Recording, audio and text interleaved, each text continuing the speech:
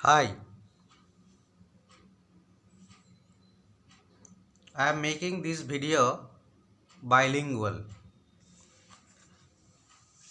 That means আমি এটা ইংরেজিতে এবং বাংলায় দুটোভাবে তৈরি করব।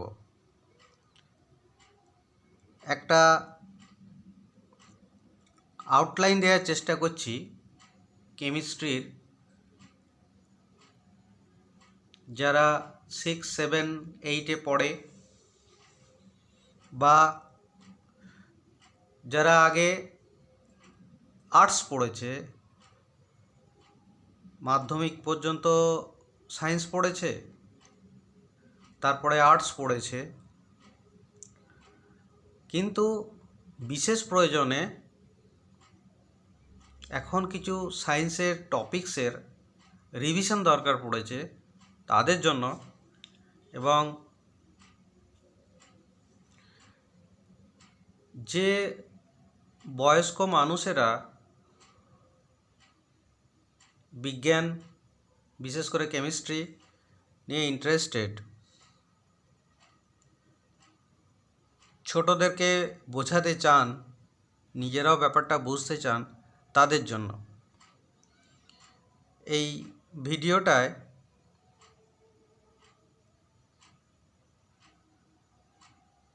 যে বিষয়গুলো আমি আলোচনা করব সেগুলো পুরোপুরি প্রাথমিক, ফান্ডামেন্টাল। কেমিস্ট্রি আলোচনা করার আগে কেমিস্ট্রির ডেফিনেশনটা জানতে হবে। What is the definition of chemistry?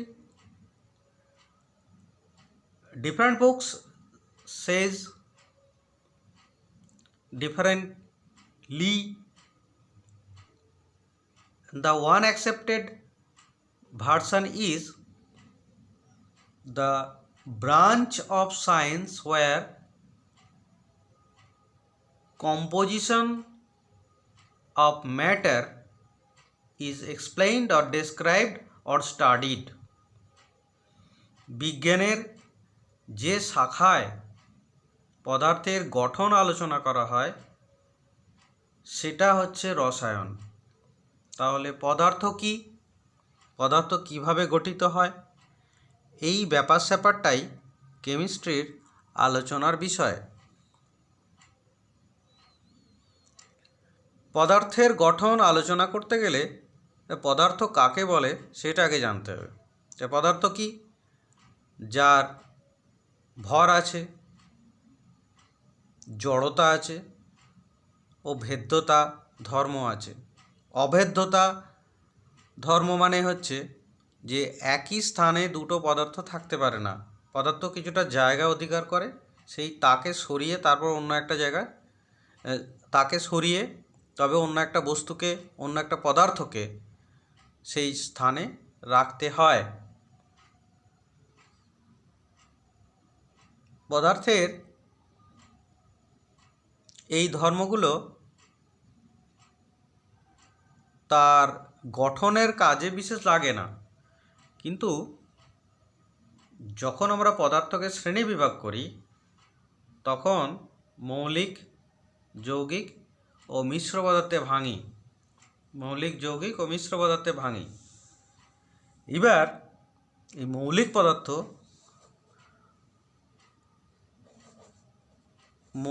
পদার্থ বা elements,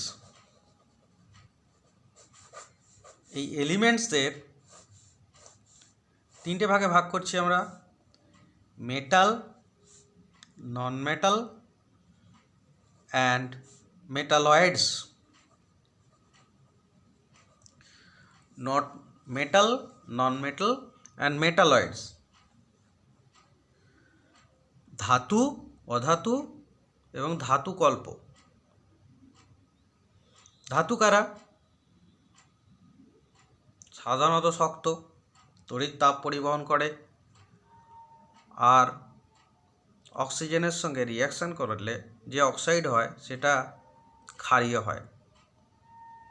Metals are those elements which are generally strong, solid, conducting heat and electricity, loses electron easily, and forms basic oxide. এই বেসিক অক্সাইড বা ক্ষারীয় অক্সাইডটায় থেকে আমার আলোচনা শুরু হচ্ছে। ধাতু sodium, potassium, rubidium, caesium, francium, lithium, calcium, magnesium, এইগুলো, iron, zinc ইত্যাদি। নিকেল, জিঙ্ক এইরকম কয়েকটা ধাতু শেষে ইউএম নেই, আম উচ্চারণটা হয় না। হিলিয়াম আম কিন্তু ধাতু নয়। এইরকম কয়েকটা বাদ দিয়ে সাধারণত সবগুলোই ইউএম যুক্ত মৌল, এরা ধাতু। Sodium, potassium, rubidium, caesium, francium, magnesium, zinc, calcium, ferrum, zinc আর নিকেল, এর শেষে ইউএম নেই। উচ্চারণ করলে ধাতু অধাতু বোঝা যায়। আচ্ছা, এইবার আমি অক্সাইড বলেছি। অক্সাইড যেমন sodium oxide, zinc oxide, calcium oxide, lead oxide, aluminium oxide, potassium oxide, এগুলো সবাই ক্ষার, এরা সবাই অ্যালকালি, এরা সবাই ক্ষার বা বেস, বেস, অ্যালকালি নয়। অ্যালকালির একটা অন্য ক্রাইটেরিয়া আছে। এরা সবাই ক্ষারক। যে কটা অক্সাইড আমি এখানে লিখেছি, sodium, zinc, calcium, lead, aluminium, potassium, magnesium, copper, iron, এসব অক্সাইডগুলোই ক্ষারক। তাহলে মৌলের একটা ভাগ ধাতু। সেই ধাতুরা যখন অক্সিজেনের সঙ্গে বিক্রিয়া করে ধাতব অক্সাইড তৈরি হয়। When elements are categorized, we get metal as one of the component, and these metals when react with oxygen we get metallic oxide. All these metallic oxides are bases. All these metallic oxides are bases. Base is universal, large number. Base is universal and large number. ক্ষারকদের সংখ্যা অনেক বেশি, ক্ষারকদের সংখ্যা অনেক বেশি, অর্থাৎ সব ধাতুর অক্সাইডগুলোই ক্ষারক, সব ধাতুর অক্সাইডই ক্ষারক। All the oxides of metals are metallic oxides and bases. All the metallic oxides are bases. They are in large numbers. Few of them dissolve in water. Few of them dissolve in water. And they are alkali. ক্ষারকদের মধ্যে দু চারটে জলে দ্রবীভূত হয়, তারা ক্ষার হয়। তাহলে বড় একটা অংশ ক্ষারক বা বেস, এরা সবাই ক্ষারক। এদের কয়েকজন জলে দ্রবীভূত হয়, সাবসেট। এটা একটা সেট, তার সাবসেট হচ্ছে অ্যালকালি, এরা জলে দ্রবীভূত হয় আর এদেরকে ক্ষার বলে। বাংলায় বলে ক্ষার, ইংরেজিতে বলে অ্যালকালি। তাহলে অ্যালকালি কারা? যে অক্সাইডসগুলো, যে মেটালিক অক্সাইডগুলো ওয়াটারে ডিজলভ করে জলে দ্রবীভূত হয়, তারাই কেবলমাত্র অ্যালকালি বা ক্ষার। এদের সংখ্যা কম। কেন কম? না, সব মেটালিক হাইড্রোক্সাইড বা অক্সাইড জলে দ্রবীভূত হয় না।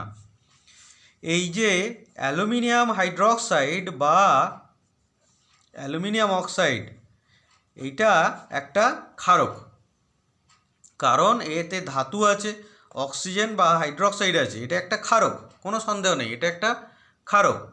কিন্তু এই দুটোই জলে দ্রবীভূত হয় না, সেই জন্য এটা ক্ষার নয়।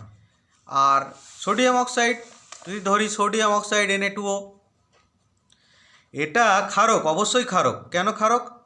না, দিস সোডিয়াম ইজ মেটাল, এইটা জলে দ্রবীভূত হয়, কারণ জলের সংস্পর্শে এ সোডিয়াম হাইড্রোক্সাইড তৈরি করে। when it comes in contact with water it forms hydroxide of sodium hydroxide which dissolves in water and that is why sodium oxide is ক্ষারক। সোডিয়াম অক্সাইড একটা ক্ষারক, জলে দ্রবীভূত হয়ে হাইড্রোক্সাইড তৈরি করে। এই OH ওয়ালা সব কম্পাউন্ডই ক্ষারক হবে এটা ঠিক নয়। যে যাদের ফর্মুলায় OH আছে তারা সবাই জলে দ্রবীভূত হবে, এই ধারণাটা ঠিক নয়। কারণ as per example aluminium hydroxide, ferric hydroxide, lead hydroxide, এগুলো জলে দ্রবীভূত হয় না, কিন্তু এরা হাইড্রোক্সাইড, এরা শুধুমাত্র ক্ষারক, এরা ক্ষারক বা বেস। কিন্তু sodium hydroxide NaOH, NH4OH, KOH, এগুলো জলে দ্রবীভূত হয় এবং এদের অক্সাইডগুলো ক্ষারক, এরাও ক্ষারক, কিন্তু এরা ক্ষার এবং ক্ষারক। সোডিয়াম হাইড্রোক্সাইড একই সঙ্গে ক্ষার আর ছোট একটা অংশ ক্ষারক, এরা ক্ষারক, সবাই ক্ষারক, বেশিরভাগ অংশ ক্ষারক, অর্থাৎ সোডিয়াম, পটাশিয়াম, ক্যালসিয়াম, ম্যাগনেসিয়াম, এরা সবাই অক্সিজেনের সঙ্গে বিক্রিয়া করে ক্ষারক উৎপন্ন করে, ক্ষারক বেশ। তাদের যে অংশটা জলে দ্রবীভূত হয় তারা অ্যালকালি বা ক্ষার। ছোট অংশটা ক্ষার, খুব বড় অংশটা ক্ষারক। অ্যালকালি ছোট অংশ, বেস হচ্ছে বড় অংশ।